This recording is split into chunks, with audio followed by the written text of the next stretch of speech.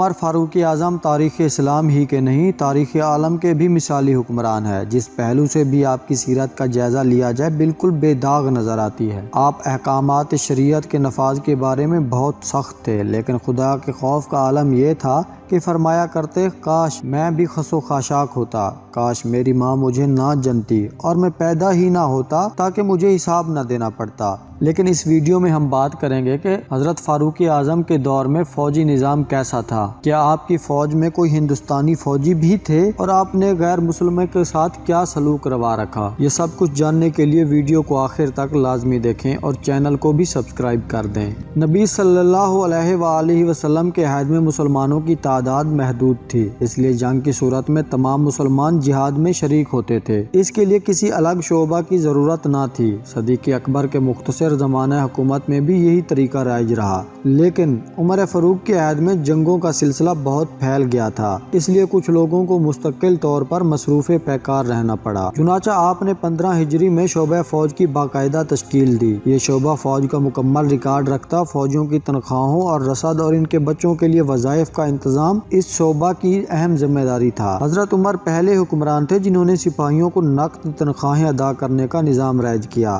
اسلامی فوج دو قسم کے مجاہدین پر مشتمل تھی۔ کچھ لوگ ہمیشہ جنگی مہمات میں مصروف رہتے تھے، ان کی حیثیت باقاعدہ فوج کی تھی۔ اس کے علاوہ ایک کثیر تعداد ان مجاہدین کی بھی تھی جو باوقت ضرورت میدان جنگ میں جاتے اور جہاد سے فارغ ہو کر پھر دیگر مصروفیات اختیار کر لیتے۔ یہ رضاکار فوج تھی۔ دونوں قسم کے مجاہدین کا الگ الگ اندراج ہوتا اور دونوں کو تنخواہیں ملتی تھیں۔ ہر سال کم و بیش 30,000 فوج بھرتی کی جاتی تھی۔ فوج میں شروع میں صرف عرب بھرتی ہوتے تھے، لیکن فتوحات کی وسعت اور اسلام کی اشاعت کی وجہ سے دیگر قومیں بھی فوج میں بھرتی ہونے لگیں۔ چنانچہ اسلامی لشکر میں شامی، عراقی، رومی اور یہودی بھی بھرتی ہوئے۔ بعض روایات سے معلوم ہوتا ہے کہ ہندوستان کی جاٹ قوم کے لوگ بھی اسلامی لشکر میں موجود تھے۔ اہل عرب انہیں زت کہتے تھے۔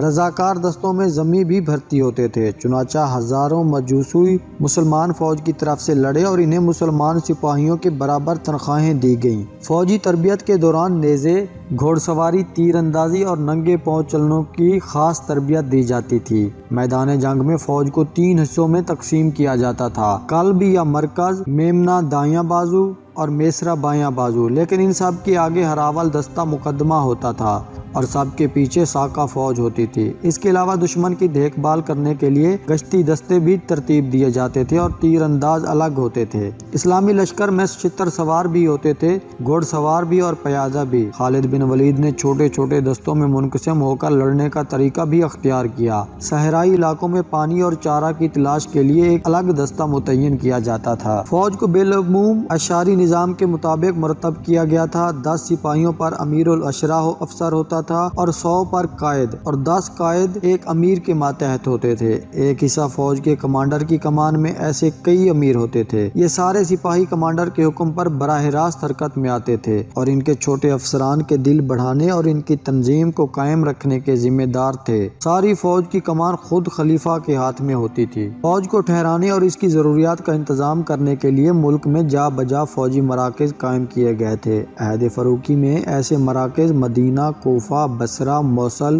فسطاط، دمشق، حمص، اردن اور فلسطین تھے۔ کوفہ، بصرہ اور فسطاط کو تو خود مسلمانوں نے فوج کے قیام ہی کے لیے آباد کیا تھا۔ وہ چھاؤنیاں ان فوجی مراکز کے علاوہ تھیں جو مفتوحہ علاقوں کو کنٹرول رکھنے کے لیے بنائی گئی تھیں۔ عہد فاروقی میں فوج کا باقاعدہ شعبہ قائم ہوا تو تنخواہ بھی باقاعدہ ملنے لگی۔ اس سلسلے میں سابقہ خدمات کو بھی ملحوظ رکھا گیا۔ اس وقت کے جنگی کارناموں کو بھی سامنے رکھا گیا۔ چنانچہ سابقہ خدمات کے صلے میں جن صحابہ کو تنخواہیں ملتی تھیں، ان میں سب سے زیادہ تنخواہ بدری صحابہ کی تھی اور ان کے بعد کے زمانے میں اسلام قبول کرنے والوں کی تنخواہیں بتدریج کم ہوتی جاتی تھیں۔ اس وقت فوجی سروس میں جو لوگ تھے ان کو کم از کم 200 درہم سالانہ ملتی تھی اور زیادہ سے زیادہ کمانڈر کو 7,000 ملتے تھے۔ بعد میں اس شرح کو بڑھایا گیا اور کم از کم شرح 300 درہم، زیادہ سے زیادہ 10,000 درہم مقرر کی گئی۔ یہ تنخواہ عریف کے ذریعے تقسیم ہوتی تھی اور بالعموم یہ منصب قبیلہ کے سردار کے پاس ہوتا تھا۔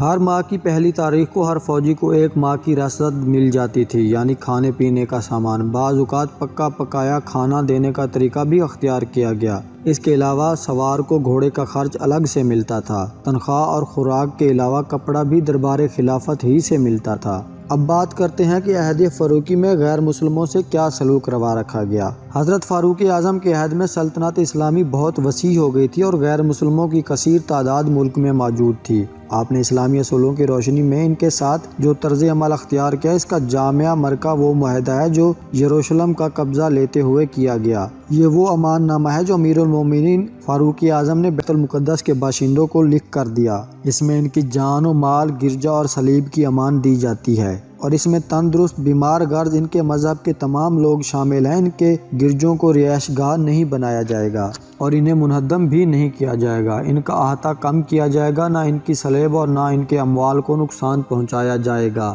مذہب کے بارے میں ان پر جبر نہیں کیا جائے گا، نہ اس کی وجہ سے انہیں کوئی ضرر پہنچایا جائے گا۔ بیت المقدس میں ان کے ساتھ یہودی نہ رہنے دیے جائیں گے، البتہ انہیں اہل مدین کی طرح جزیہ دینا ہوگا۔ جب کوئی شہر فتح ہوتا تو اس کے باشندوں کو جزیہ کی ادائیگی کی شرط پر جان اور مال کی امان بھی دی جاتی تھی۔ اسلام میں دوسرے مذاہب کے لوگوں کو زبردستی مسلمان بنانے کا کوئی تصور ہی نہیں تھا اور نہ ہے۔ پھانسیوں کے زور سے تبدیلی مذہب کی مثالیں محض یورپ ہی کی تاریخ میں ملتی ہیں۔ دور اسلام میں اس کی کوئی گنجائش نہیں رہی ہے۔ حضرت عمر نے مذہب کے معاملے میں کوئی جبر نہیں کیا اور جن علاقوں کو فتح کیا وہاں کے رہنے والوں کے مذہب میں کوئی مداخلت نہ کی۔ ان کے ساتھ معاہدات میں انہیں مذہبی آزادی کی ضمانت دی گئی، ان کی عبادت گاہیں برقرار رکھی گئیں، عیسائیوں کو صلیب نکالنے کی پوری آزادی حاصل رہی، وہ بلا تکلف ناقوس بجایا کرتے تھے۔ یہی رویہ مجوسیوں کے ساتھ اختیار کیا گیا۔